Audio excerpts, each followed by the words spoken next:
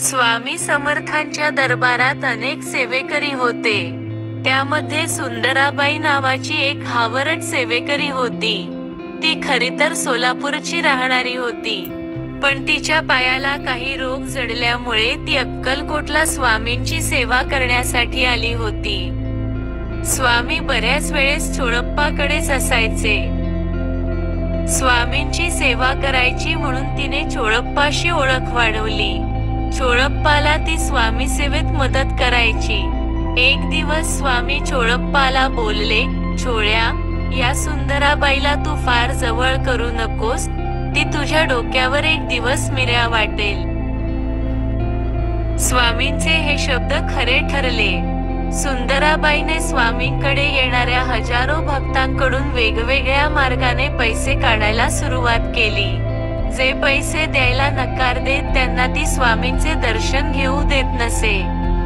तिने स्वामींवरही स्वतःचा पगडा निर्माण केला होता.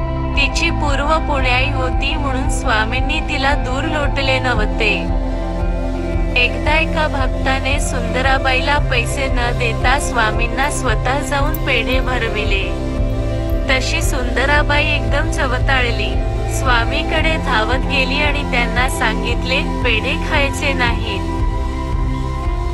सुंदराबाई स्वामींवर खूप अधिकार गाजवी. इतर सेवेकऱ्यांना आश्चर्य वाटायचे की स्वामी स्वतः दत्तावतार आहेत तरी ते सुंदराबाईचे का ऐकतात. कधी कधी स्वामी चोळप्पाला बोलायचे, "छोळ्या, सुंदराबाईची मस्ती फार वाढली आहे." परंतु स्वामींनी तिला कधी फारसे शासन केले नाही. एकदा एका भक्ताने स्वामींच्या पुढ्यात 25 रुपये ठेवले. तेव्हा स्वामी त्याला बोलले, "हे पैसे चोळप्पाच्या हातात ठेव." पण लगेच सुंदराबाईने त्या पैशांवर झडप घातली आणि ते पैसे स्वतःकडे ठेवले. स्वामींनी आज्ञा देऊनही तिने ते पैसे चोळप्पाला दिले नाहीत. म्हणून स्वामी सुंदराबाईवर खूप रागावले. त्यांनी तिच्या अंगावर जोडा फेकून मारला. तेव्हा तिने ते पैसे चोळप्पाला दिले. सुंदराबाई सेवेकऱ्यांवर खूप ओरडायची. तेव्हा स्वामी तिला विचारायचे, "ते काय तुझे नोकर आहेत?" स्वामींच्या कृपेमुळे ती वेडेवाकडे वागायची आणि लोकांकडून पैसे काढायची. खरे तर चोळप्पा हा स्वामींचा एकनिष्ठ सेवक होता. त्याने अनेक वर्षे स्वामींची मनपूर्वक सेवा केली.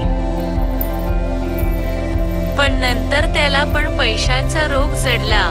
तो स्वामींच्या पुढ्यात जमा होणारे पैसे स्वतःकडे ठेवू लागला. स्वामी त्याच्यावर प्रसन्न होते, त्यामुळे त्याला काहीही कमी नव्हते. पण तो लोभात अडकला होता.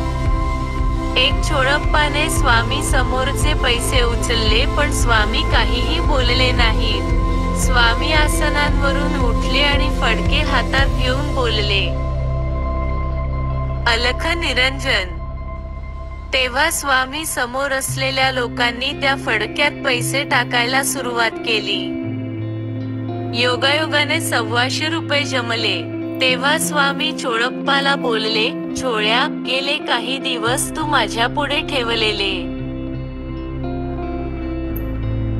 पैसे मठाला अर्पण करायच्या ऐवजी ते तू स्वतःकडे ठेवलेस. त्यात आतापर्यंत 60-65 हजार जमा झाले असतील. त्यात 125 रुपये कमी पडले होते, ते हे घे. माझी तू आतापर्यंतची सेवा केलीस त्या ऋणातून मी आज मुक्त झालो."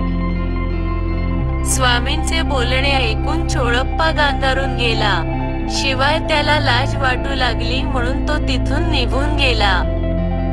सुंदराबाई आणि चोळप्पा हे दोघे लोभी झाले होते म्हणून स्वामींनी त्यांचा हिशोब पूर्ण केला. स्वामींची ही कथा तुम्हाला कशी वाटली हे कमेंट मध्ये नक्की सांगा आणि श्री समर्थ माऊली चॅनलला नक्की सबस्क्राईब करा.